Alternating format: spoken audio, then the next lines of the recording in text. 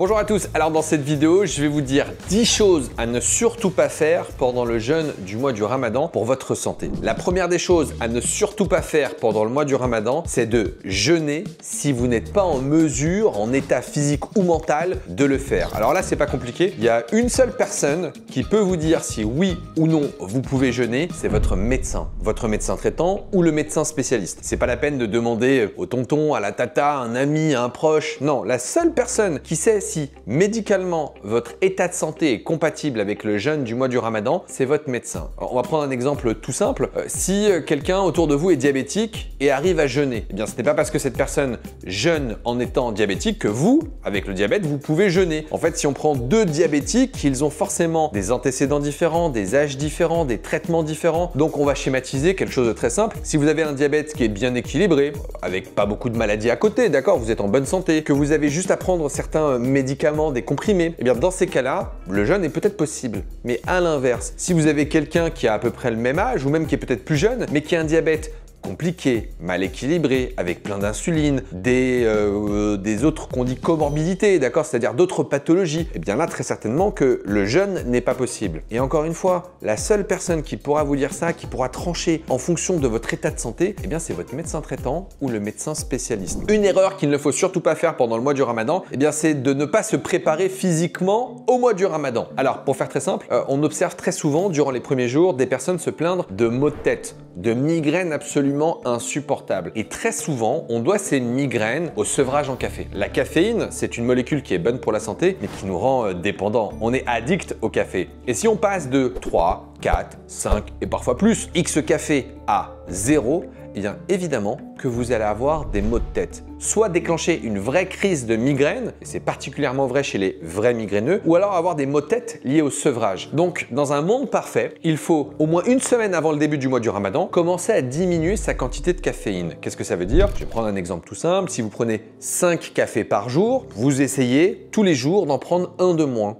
Vous en prenez 4, puis 3, puis 2, puis 1, éventuellement 0, le jour du mois du Ramadan, ou en tout cas la veille, pour éviter ce sevrage, puisque le risque est très simple et très clair. En passant de 5 cafés à 0, c'est les maux de tête assurés. Vous allez avoir des maux de tête absolument insupportables, des crises de migraine. Et si le soir, vous vous mettez à prendre plein de café, non seulement vous remettez une pièce dans la machine, dans l'addiction à la caféine, donc très certainement que le lendemain, vous allez avoir les mêmes effets. Et puis la caféine le soir risque de perturber votre sommeil. Donc il faut essayer d'organiser une sorte de sevrage en excitant.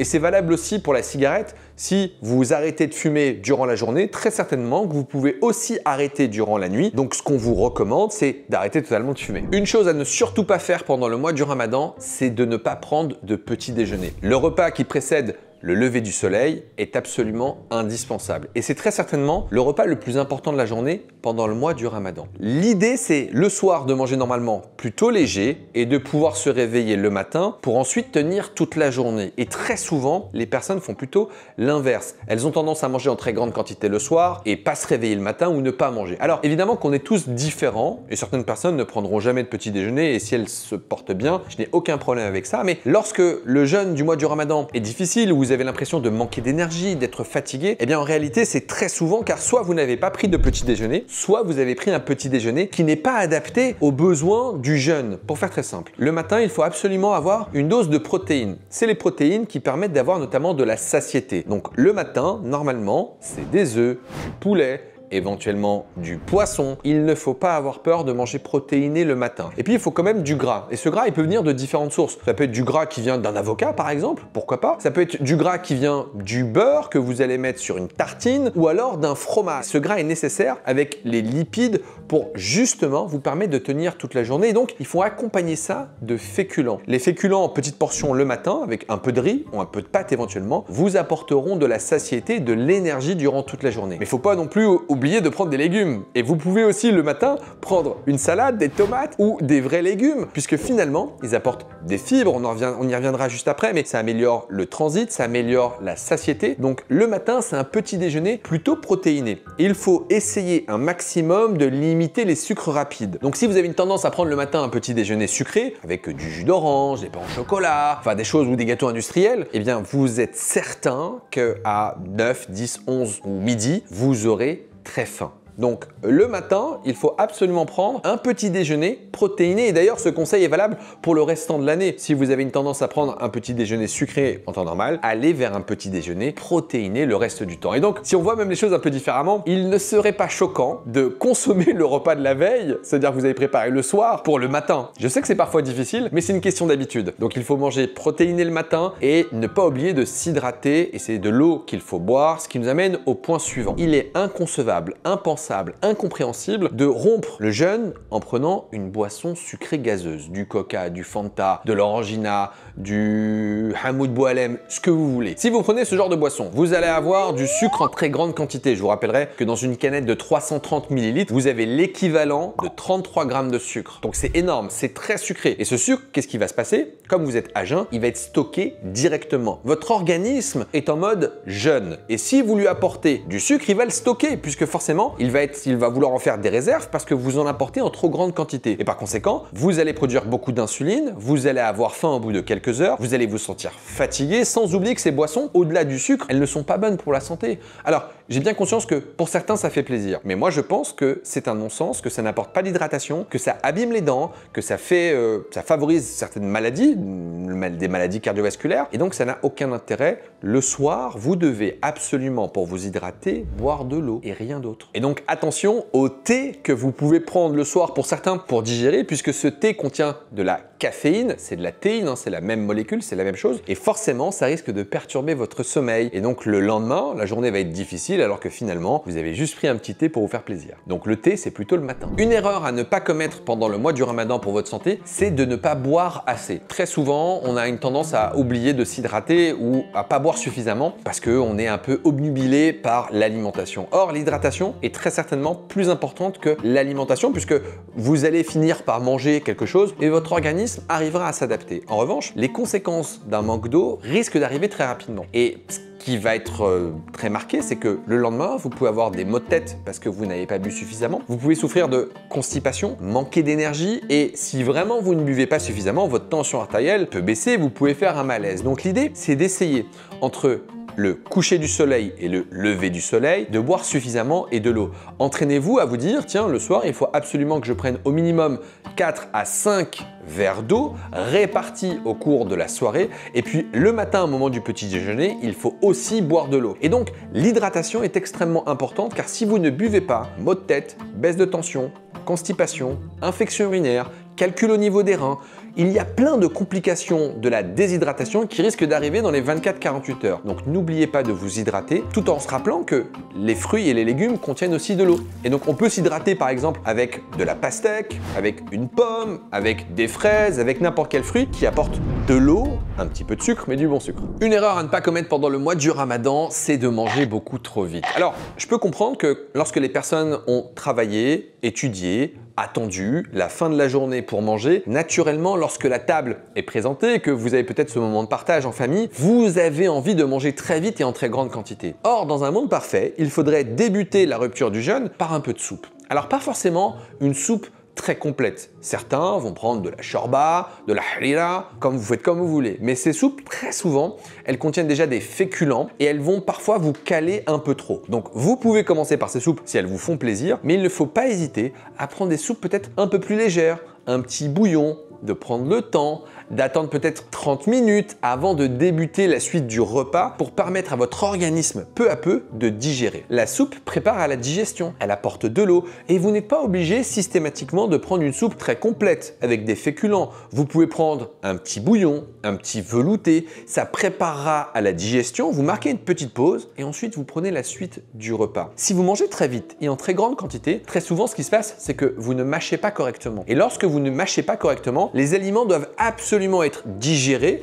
et donc c'est votre tube digestif qui va faire tout le travail. Or, le début de la digestion se trouve au niveau de vos dents. Le problème, c'est que si vous avalez en très grande quantité et très vite, vous risquez de souffrir de ballonnements, de douleurs abdominales et d'inconfort. Donc, prenez le temps de manger tranquillement pour bien digérer et peut-être manger un peu moins.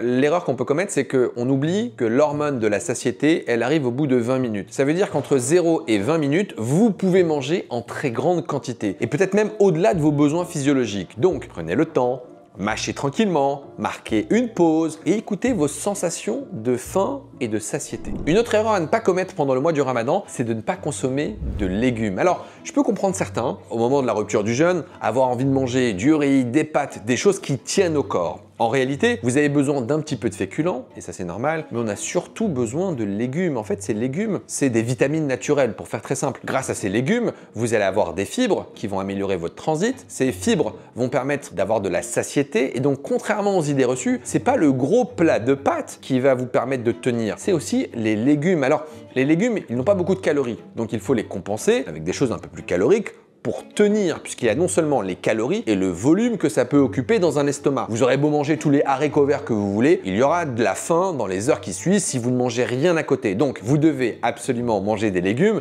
qui permettent notamment d'améliorer la tension artérielle, qui vont nourrir votre microbiote. Et quand on parle des 5 fruits et légumes, c'est pas une idée reçue. On doit aussi manger 5 fruits et légumes, même pendant le mois du Ramadan. Il faut les répartir du mieux que vous pouvez entre l'entrée, le plat et le dessert. Une erreur à ne pas commettre pendant le mois du Ramadan pour votre santé, c'est de manger des pâtisseries tous les soirs. Alors je suis désolé, il n'y a aucune raison que pendant 30 jours, vous vous mettiez à manger des pâtisseries tous les soirs, alors que le reste de l'année, vous ne faites pas ça. Oui, il est possible de manger des aliments sucrés, ce n'est pas interdit d'une façon générale, mais à manger des pâtisseries tous les soirs, vous habituez votre organisme à prendre beaucoup de calories et beaucoup de sucre, et finalement, on se retrouve avec des personnes qui vont avoir de l'inconfort abdominal, qui vont se plaindre de ballonnement, qui vont ne pas comprendre pourquoi elles prennent du poids alors qu'elles ne mangent quasiment rien. Donc oui, vous pouvez manger des pâtisseries, mais peut-être pas tous les jours, de temps en temps. Et puis des pâtisseries, elles n'empêchent pas de manger des fruits. Et donc moi, d'une façon purement pragmatique, je préfère même qu'on consomme une pâtisserie avec un fruit, plutôt de se dire bon bah ça y est, c'est bon, j'ai eu mon dessert. Parce que mine de rien, si vous faites même l'inverse, que vous commencez par un fruit, que vous prenez le temps par exemple de manger une pomme, eh bien ça va apporter de la satiété, ça va apporter des fibres et peut-être que vous allez prendre une plus petite portion de pâtisserie. Et donc, on peut peut-être trouver un deal ou quelque chose, un terrain d'entente, parce que je peux comprendre que c'est difficile. Une erreur à ne pas commettre pendant le mois du Ramadan pour votre santé, c'est de se décaler totalement. J'observe parfois des jeunes qui ont une tendance à veiller toute la nuit, à se coucher vers 4h, 5h du matin, pour dormir jusqu'à 13, 14, 15h, c'est un non-sens total. En faisant ça, vous allez perturber votre horloge biologique. En fait, dans le cerveau, on a une horloge biologique qui détermine la veille et le sommeil, c'est-à-dire quand est-ce qu'on doit être réveillé et quand est-ce qu'on doit être endormi. Et si vous perturbez cette horloge biologique en vous décalant en permanence, un coup je me lève tard, un coup je me couche tôt, en faisant un peu n'importe quoi, pour faire très simple, eh bien vous augmentez le risque de toutes les maladies. En réalité, lorsque vous perturbez votre horloge biologique, vous allez perturber les mécanismes de faim et de satiété. Vous augmentez le risque d'hypertension artérielle, de diabète, d'anxiété et même de dépression. Donc en réalité, pour votre santé, il faudrait garder une bonne hygiène de vie pendant le mois du Ramadan, mais aussi le reste de l'année. Il n'y a aucune raison de se décaler totalement pendant le mois du jeûne, car vous n'aurez que des effets délétères, et notamment sur votre mémoire. Plus vous allez vous coucher tard en horaire décalé, moins vous allez retenir des choses et plus votre mémoire risque d'être altérée. Donc, pour faire très simple, il faut essayer de garder une bonne hygiène de sommeil, et si vraiment vous êtes fatigué, vous pouvez faire de façon ponctuelle une petite sieste l'après-midi. Alors, la sieste idéale, elle doit débuter aux alentours de 14h, durer une vingtaine de minutes, être dans des conditions plutôt favorables, c'est-à-dire qu'on se met dans un endroit calme, coupé de la lumière, et puis on fait ça de façon tranquille, c'est-à-dire qu'on se prépare à la sieste et puis on se réveille progressivement. Laissez-vous quelques minutes pour émerger et ne vous réveillez pas comme une balle à devoir courir partout, vous allez être très mal. Et puis n'oubliez pas, je vous l'ai dit, c'est 20 minutes maximum la sieste. Pendant le mois du Ramadan, une autre erreur à ne pas commettre, c'est de rester sédentaire. En réalité, le jeûne ne contre-indique pas l'activité physique. Alors, je ne suis pas en train de vous dire qu'il faut absolument courir, aller à la musculation. Ça, c'est vraiment au cas par cas. On a certains sportifs qui maintiennent une activité pendant le mois du Ramadan, mais là, ça va dépendre de plein de paramètres, donc je ne vais pas me prononcer là-dessus. Donc, la première activité physique que vous pouvez faire, c'est tout simplement de la marche. Vous pouvez, 20 à 30 minutes avant la rupture du jeûne, faire une petite marche, tranquille. Et puis vous pouvez même faire une petite marche digestive. C'est-à-dire que vous mangez et puis vous allez sortir, vous allez faire 20, 30 minutes de marche, vous allez faire peut-être combien? Allez, 2000, 3000, 4000 pas supplémentaires. Ce sera 4000 pas supplémentaires de gagner pour votre santé. Donc, vous n'avez pas de raison d'être totalement sédentaire pendant le mois du Ramadan, sauf si vous avez une contre-indication médicale. Mais si vous avez une contre-indication médicale, très certainement que vous ne pouvez pas jeûner. Donc, il faut en parler à votre médecin et garder une petite activité. Alors, Pour ce qui est des sports d'endurance, voilà, de musculation, certains vous diront qu'ils arrivent à maintenir une activité physique. Moi, je pense vraiment que c'est au cas par cas et qu'en fonction de nos habitudes, si vous êtes un sportif qui fait déjà du sport 2 à 3 fois par semaine, peut-être que vous pouvez garder une activité pendant le mois du Ramadan, mais si vous êtes sédentaire en temps normal, c'est pas le moment d'aller à la musculation, d'aller à la salle de sport, mais ça c'est presque du bon sens. Voilà, c'est la fin de cet épisode. J'espère que vous aurez appris quelques petites choses pour votre santé. Je vous dis à très vite pour un prochain numéro.